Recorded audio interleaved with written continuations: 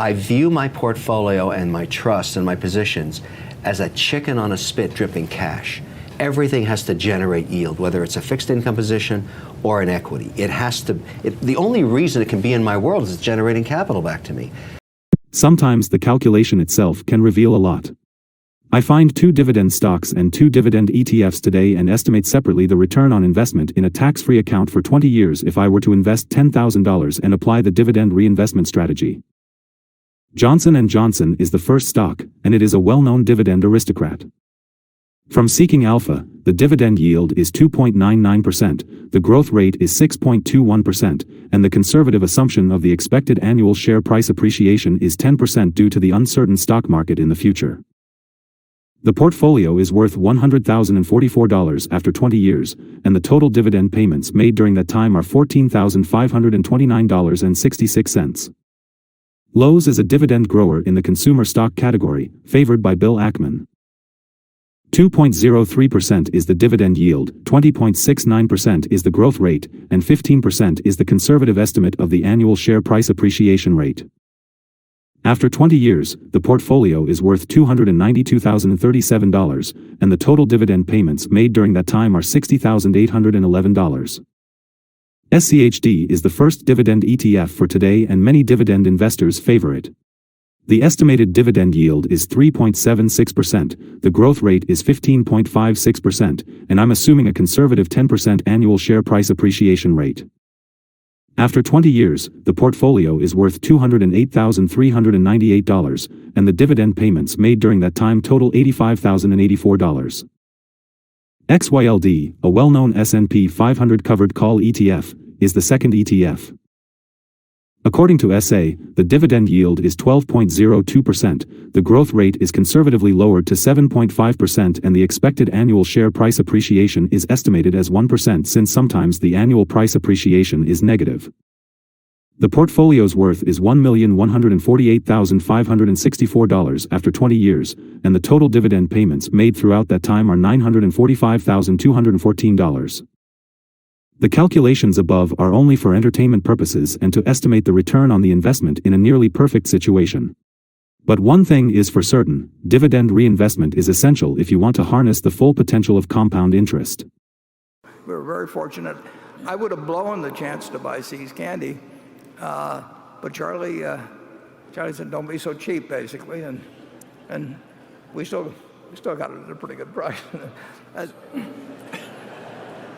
But we put $25 million into it, and it's given us over $2 billion of pre-tax income, well over $2 billion. Undoubtedly, one group of investors is near or in retirement, and they are searching for higher-yielding investments that don't place as much emphasis on growth.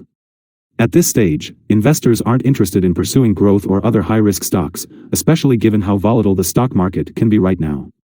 Their interest in high-yielding stocks and ETFs is driven by assets that can provide them with the most passive income for the risk they're prepared to take.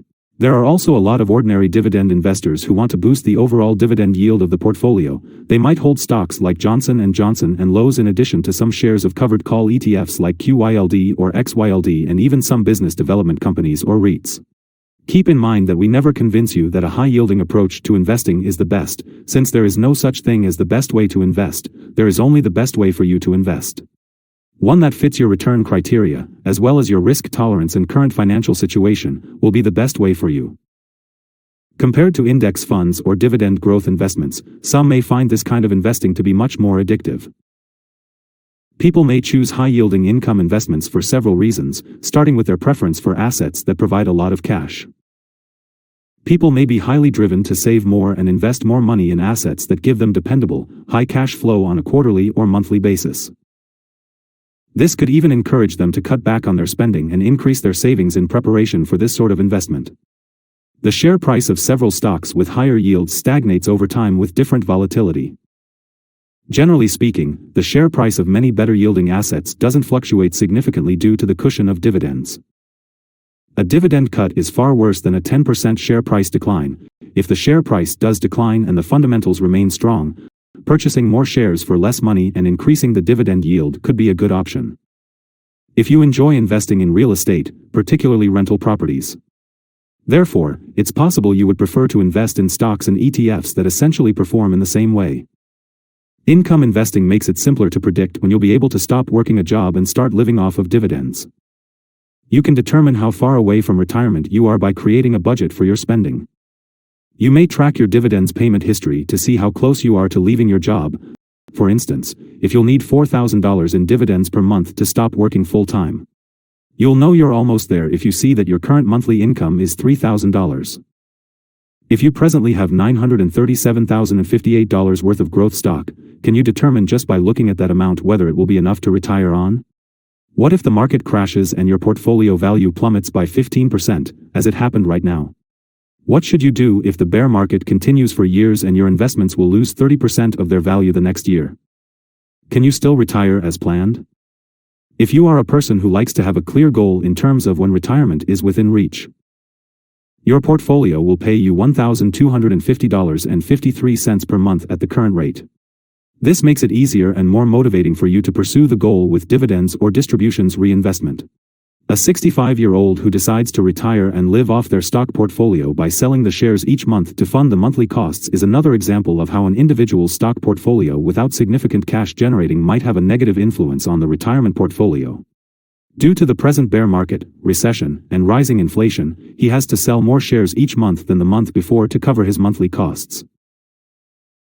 For example, if you sold 15 shares in January to pay $4,500 in monthly costs, you would have to sell 16.5 shares in February to meet the same expenses, and 18 shares in March to cover the same expenses due to the stock market slump. This can hurt your retirement savings because it consumes more and more of your portfolio. If there's a long-term recession and equities don't increase much for a long time, you're going to cut back on spending. Most people would be wise enough to avoid consuming all of their retirement funds if they could. But what if you didn't ever need to sell shares to live off of your investments?